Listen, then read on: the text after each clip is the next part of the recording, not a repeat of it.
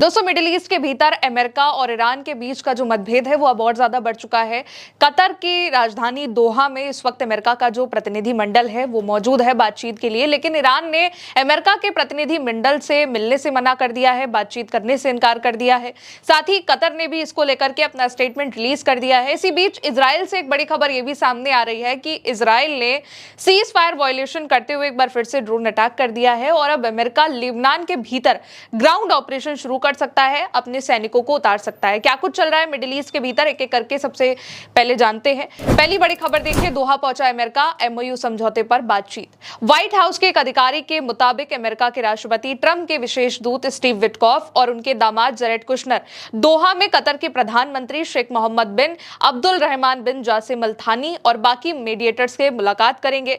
अधिकारियों ने बताया है कि अमेरिका और ईरान के प्रतिनिधि मंडल कतर और पाकिस्तान के मीडिएटर की मौजूदगी में तकनीकी स्तर की बातचीत करेंगे। हालांकि दोनों देशों के प्रतिनिधि आमने सामने नहीं बैठेंगे बल्कि अलग अलग बातचीत करेंगे। इससे पहले कतर ने भी कहा था कि अमेरिकी दूतों की ईरानी अधिकारियों से आमने सामने कोई बातचीत नहीं होगी। अब दूसरी बड़ी खबर, अमेरिकियों से नहीं मिलेंगे ईरान के अधिकारी और ना ही बात करेगा ईरान। ईरान के विदेश मंत्रालय के प्रवक्ता हैं इस्माइल बगई, उन्होंने कहा है कि आने वाले दिनों में अमेरिकी पक्ष के साथ किसी भी स्तर पर बातचीत की कोई बैठक तय नहीं है। यह भी कहा कि कल कतर जा रहे अमेरिकी अधिकारी विटकॉफ और कुशनर की यात्रा का ईरानी प्रतिनिधि मंडल की यात्रा से कोई लेना देना नहीं है। ईरान का डेलीगेशन का जो मकसद है, यात्रा का मकसद वो एमओयू यानी कि समझौते ज्ञापन को लागू करने के सिलसिले में आगे की कार्रवाई करना है, ना कि अमेरिकी अधिकारियों से मिलना। अब तीसरी बड़ी खबर देखिए, कतर बोला अमेरिकी अधिकारियों से नहीं मिलेगा ईरान।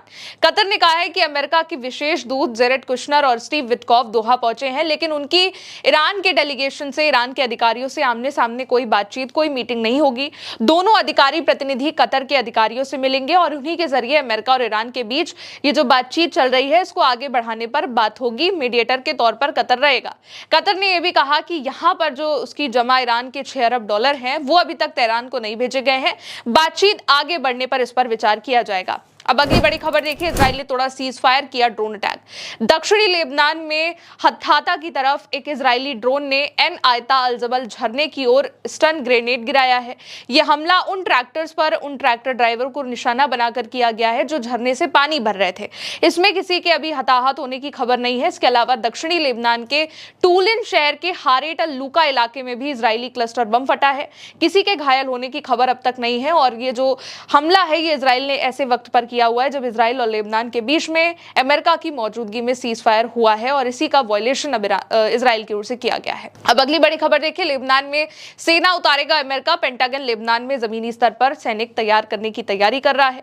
वॉशिंगटन पोस्ट की 30 जून की एक रिपोर्ट है और इसके अकॉर्डिंग अमेरिका की सेना लेबनान में जमीनी सैनिक तैनात करने की योजना बना रही है और इसका जो मकसद है वो हिजबुल्लाह के हथियार छोड़ने की कोशिश में मदद करना और बेरूत और तेल अवीव के बीच गैर कानूनी तरीके से हुए समझौते की निगरानी करना है। एक अमेरिकी अधिकारी के हवाले से कहा गया है कि अमेरिका की सेना लेबनानी सेना और इजरायली सेना दोनों की गतिविधियों पर नजर रखने में सीधी भूमिका निभाएगी। आगे कहा गया है कि अमेरिका की सेना दोनों देशों में जमीनी सैनिक तैनात करेगी, ग्राउंड ऑपरेशन होगा। अब अगली बड़ी खबर देखिए, ईरान ने ओमान फ्रांस को दी चेतावनी, युद्धपोत करें पीछे।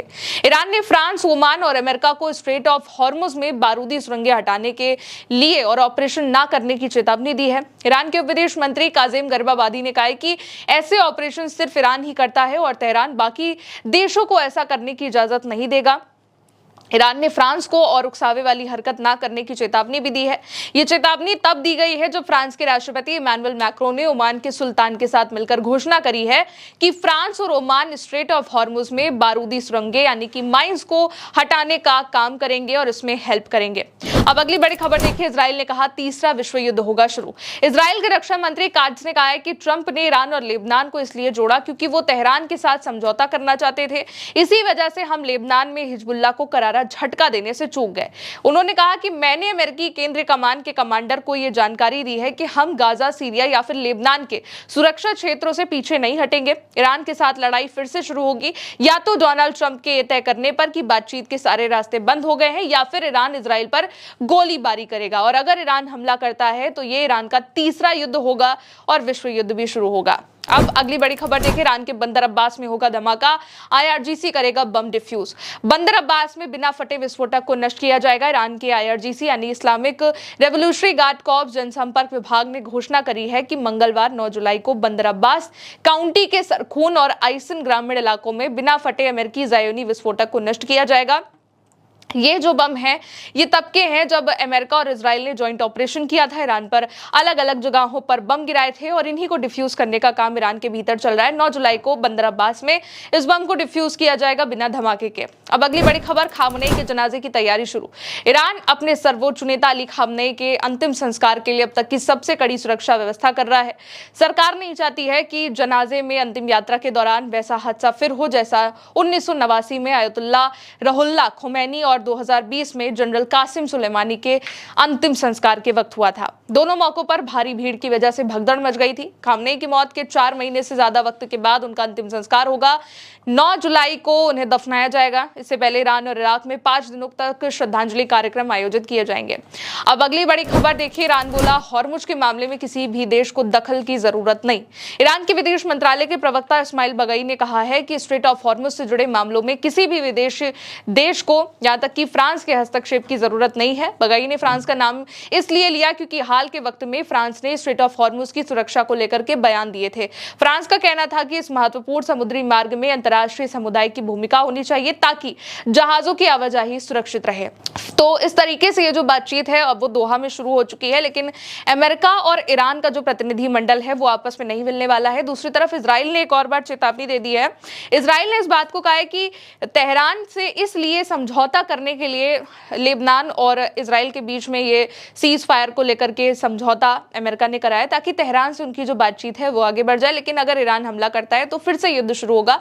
दूसरी तरफ इजराइल एक तरीके से लेबनान में सीज फायर वायलेशन कर रहा है। लगातार ड्रोन अटैक हो रहे हैं, जो झरने से पानी भर रहे थे उन पर अटैक किया गया है। और अब बड़ी खबर यह भी है कि अमेरिका ग्राउंड ऑपरेशन शुरू कर सकता है लेबनान के भीतर। वो अपने ट्रूप्स को उतारने वाला है जो ये वहां पर सुनिश्चित करेंगे कि इजराइल ना ही सीज फायर वायलेशन करे, ना ही हिजबुल्लाह की ओर से किसी तरीके का कोई कदम उठाया जाए। फिलहाल अभी के लिए इन 10 बड़ी खबरों में इतना ही। आप देखते